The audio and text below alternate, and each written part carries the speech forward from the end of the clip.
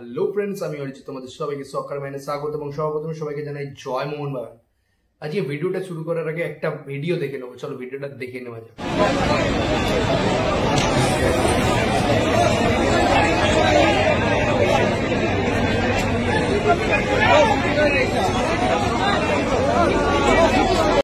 দেখলে আজকে এইটা হচ্ছে সল্টলেক স্টেডিয়ামের 4 নম্বর গেটের বাইরে যে বক্স অফিসের ঘটনা, মানে ভিডিও। তাহলে বুঝতে পারছো যে ক্রেজ কতটা আছে মানুষের মধ্যে, ফাইনাল দেখার ক্রেজ, মানে মাঠে যাওয়ার ক্রেজটা কতটা আছে, ফাইনালটা দেখার মানে মোহনবাগান আমাদের সবার প্রিয় মোহনবাগান মাঠে খেলবে, এটা দেখার ক্রেজটা কতটা আছে।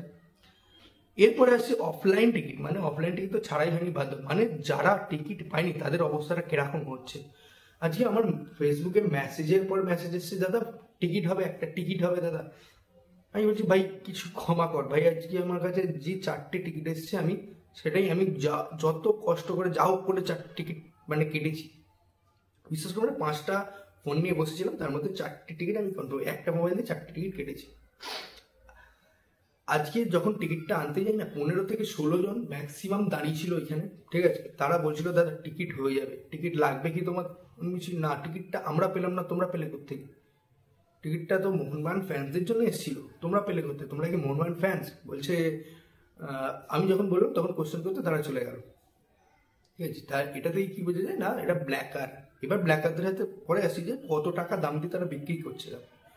সিটু লেফট 300 টাকা প্রাইস, যেটা বলছে 4,500 টাকা। ভাই টিকিটের পয়সাটা বা এটাকে মাগনায় আসে, যে টাকাটা নাড়ালে গাছ থেকে নাড়ালে পরে টিকিটটা তো আসে। ভাই আমরা সারা বছর কষ্ট করে টিকিটটা পয়সা জমাই সব কিছু করি, তারপর না টিকিটে অনেক আছে ভাই, যারা স্টুডেন্ট, যারা মানে কলেজে পড়ে বা এখনো তারা স্কুলে আছে, তারা মাঠে খেলা দেখতে যায়, তাদের ভাবো তারা সারা বছর একটা পকেট মানি বা টিফিন খরচা বাঁচিয়ে কিন্তু তারা টিকিটটা কেনে। বা অনেকের অবস্থা সেরকম নয়, তাদের আর্থিক অবস্থা সেরকম না, তারা ওরকম ভাবে অবস্থা, তাদের আর্থিক অবস্থা ভালো, তারাও কিন্তু সেম ভাবে তাদের বাবা মার থেকে পয়সা নিয়ে গিয়ে তারা কিন্তু টিকিটটা কিনছে। এটা কিন্তু ভাবার দরকার ভাই, ম্যানেজমেন্টে এটা দেখা দরকার যে আমার ফ্যান্সরা সারা বছর যারা মাঠে গেছে, রোদের জলে যারা গেছে, তারা কেন আজকে টিকিটটা পেলো না, যারা কেন ব্ল্যাকারদের হাতে অত টাকা দিয়ে টিকিটটা কিনবে।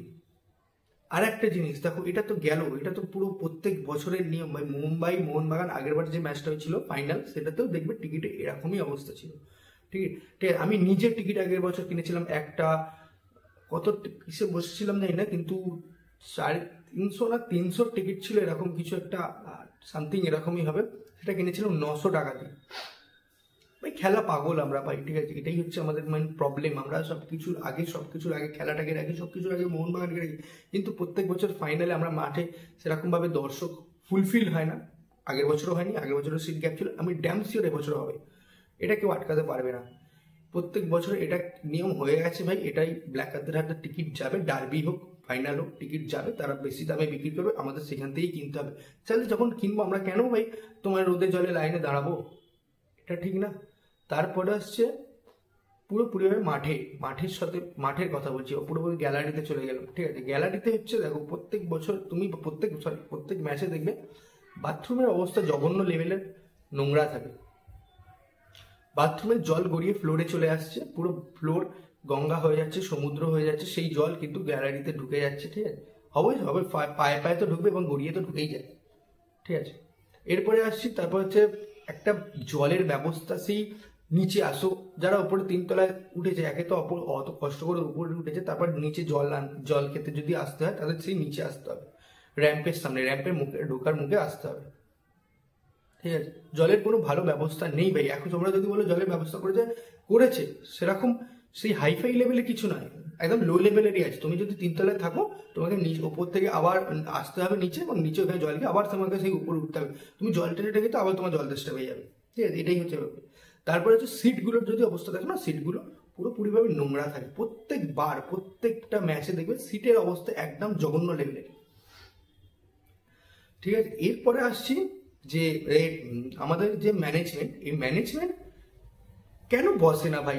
আমরা এই মাঠের ম্যানেজমেন্টের সাথে কেন বসবো না? আমি সল্টলেক স্টেডিয়ামে যারা ম্যানেজমেন্ট যারা করছে তাদের সাথে কেন বসবো না? যে ঠিক আছে, এইটাই হচ্ছে মেন প্রবলেম, যে আমাদের ম্যানেজমেন্টকে এগুলো দেখা উচিত যে এতগুলো দর্শক টিকিট পেলো না। আজকে টিকিটে তুমি বিশ্বাস করবে না ভাই, বয়স্ক বয়স্ক লোকেদের আমি দেখেছি যে টিকিটের জন্য দাঁড়িয়ে থাকতে, দাদা একটা টিকিট করতে কি অফলাইন টিকিট পাওয়া যাবে? অফলাইন আমি বললাম দেখুন কি বলবো দাদা, দেখুন আপনি আজকে কালকে খেলা, আজকে 11 তারিখ, তখন বেজে গেছে প্রায় 11:30। যদি টিকিট দেওয়ার হতো তাহলে দিয়েই দিত ভাই। আপনি একটা কাজ করুন, আপনি এরকমই বললাম যে আপনি একটা কাজ করুন যে আপনি খেলা শুরু হওয়ার 15 থেকে 16 মিনিট পরে ঢোকার চেষ্টা করুন, দেখবেন মাঠের সামনে না টিকিটের দামে, অরিজিনাল টিকিটের দামে আপনি টিকিট পেয়ে যাবেন। এই জন্য বয়স্ক বয়স্ক মানুষরা যে রোদে দাঁড়িয়ে আছে না, দেখে খুব খারাপ লাগলো আজকে। এগুলো ম্যানেজমেন্ট, আমি প্লিজ প্লিজ প্লিজ আপনাদের কাছে, আমরা আপনাদের কাছে অনেক ধন্যবাদ যে সব কিছু আগে আমরা মোহনবাগানকে রেখেছেন, কিন্তু এইগুলো দেখুন একটু, ফ্যান্সরা আজকে হাহাকার করছে আপনাদের সামনে, একটা টিকিটের জন্য হাহাকার করছে। তাই ম্যানেজমেন্টকে প্লিজ রিকোয়েস্ট করবো যে, মোহনবাগান ম্যানেজমেন্টকে প্লিজ রিকোয়েস্ট করবো যে একটু দেখুন। এগুলো অনেক প্লেয়ার আমাদের, অনেক যারা মাঠে রোদে জলে প্রত্যেক বছরের পর বছর যাচ্ছে, প্রত্যেক দিন যাচ্ছে, তারা কিন্তু অরিজিনাল টিকিট পায়নি। তাদের জন্য ভাই আমার আজকে খুব খারাপ লাগলো এই দিনগুলো, যে টিকিট আমি নিজে পেয়েছি বলে তাদের ব্যাপারে বলবো না, খুব খারাপ লাগলো। ঠিক আছে, যদি ভিডিওটা ভালো লেগে থাকে, আজকে কোনো খেলা নিয়ে আলোচনা করবো না, খেলাটা পুরোপুরিভাবে আগের দিন 2 দিন বলে দিয়েছি কি কি হতে পারে, কি কি ফরমেশন হতে পারে। ঠিক আছে, এটা নিয়ে আজকে বলবো না, আজকে জাস্ট টিকিটের ব্যাপারেই বললাম যে মাঠে আজকে যেটা দেখলাম না ভাই, খুব খারাপ লাগলো, তাই জন্য বলছি। তাই ভিডিওটা ভালো লাগলে অবশ্যই লাইক, শেয়ার এবং সাবস্ক্রাইব করে দেবেন। এবং সবার শেষে জানি সবাই মোহনবাগানিরা টেনশানে আছো, কিছু করার নেই, আমিও টেনশানে আছি কি হবে কালকে নিয়ে, কিন্তু তাও বলবো আমরাই জিতবো। তাই চলো সবার শেষে যাওয়ার আগেই বলে যাই, জয় মোহনবাগান।